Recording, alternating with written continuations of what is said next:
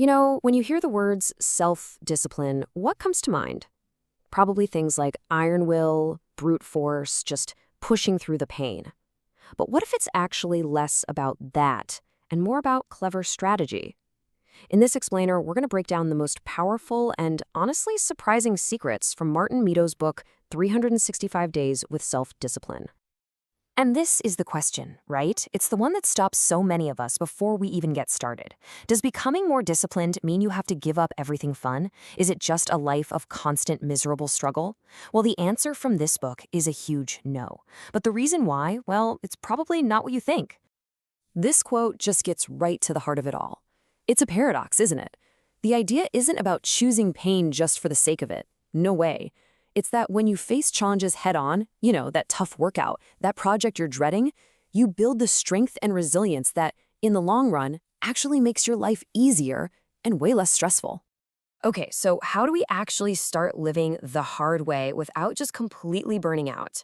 Well, before you learn any tactics or tricks, we have to start where all real change begins, inside our own heads, because discipline, first and foremost, is an inside job. This brings us to one of the biggest mental traps we all fall into. It's called self-licensing. And it's that sneaky little voice in your head that whispers, hey, you are so good, you've earned the right to be a little bad now. It is the ultimate saboteur of our best intentions. And you see this everywhere. You've absolutely crushed it at the gym, and then suddenly that giant burrito seems totally justified as a recovery meal, even though it completely wipes out all your hard work. Or you put kale in your shopping cart, feeling all virtuous, and you reward yourself with a candy bar at the checkout line. It's like we give ourselves permission to fail right after we've had a little win. And look, trying to fight this with just pure willpower, it's exhausting. It is a constant, draining battle. The much more powerful long-term solution is to shift your identity. Don't just be a person trying to avoid junk food. Instead, become a healthy person. See the difference? When your actions just naturally align with who you are, temptation isn't really a battle anymore. It's just not an issue. Okay, this leads to another huge mindset shift. Most of us are absolutely terrified of failing. But what if, instead of seeing our actions as this big pass or fail test, we saw them as something else entirely? This quote from Derek Sivers just nails it. The moment you adopt this let's just see what happens mentality, that fear of failure just kind of melts away. The author Martin Meadows talks about how he invested in some video courses for his business, and it was a total flop, a spectacular failure. But because he framed it as an experiment, it was actually a success. Why? Because the experiment proved the idea wasn't the right one, and he learned a ton. It's not failure, it's just data. So now that we've got our inner game sorted, let's look at some really effective, kind of counterintuitive strategies for the real world. These are the tools that make practicing discipline a whole lot easier. Oh man, we have all been here. You've got that one task you're just dreading, and it's staring you right in the face.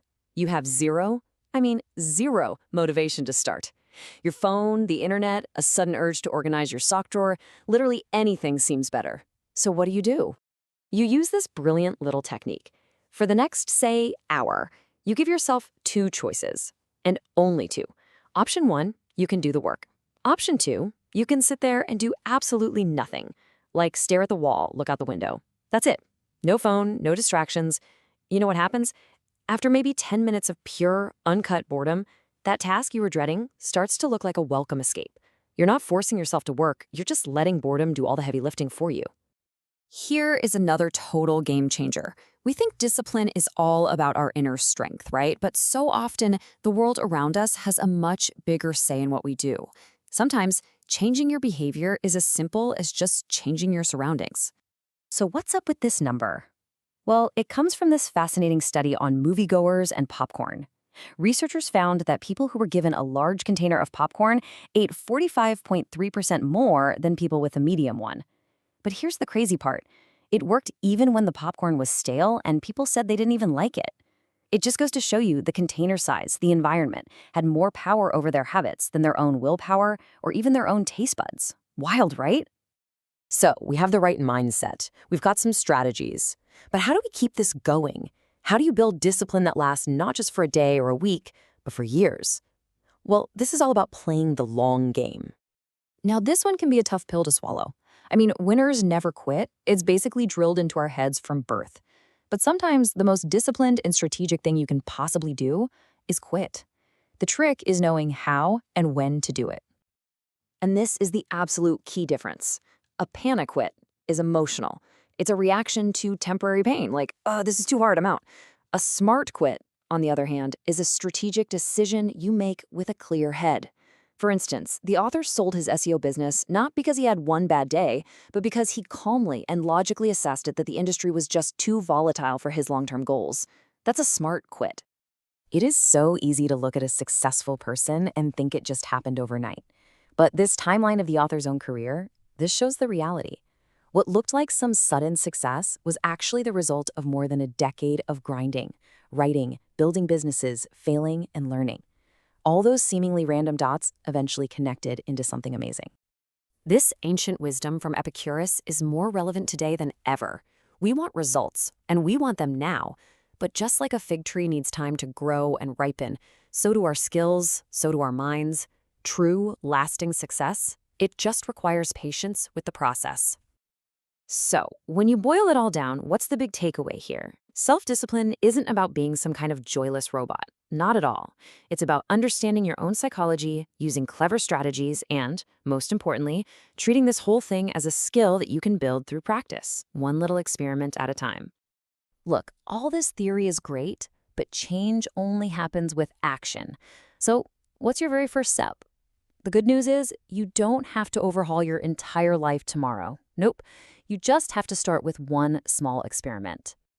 Here are 3 super simple ideas pulled right from the book. Just pick one. The next time you get an urge to check your phone or grab a snack, just set a timer for 10 minutes and wait. Or, for one day, try a vice fast from something small, like sugar in your coffee. Or maybe just take that one task you've been avoiding and tell yourself, this isn't a chore. This is just an experiment to see what happens. That's it. Super low stakes, but the reward can be huge. And I want to leave you with this final, powerful question. Because at its core, self-discipline is really just about closing the gap between who you are right now and who you want to become. Every small action, every tiny decision is like a vote for that future self. So what's the one small vote you're going to cast for yourself today?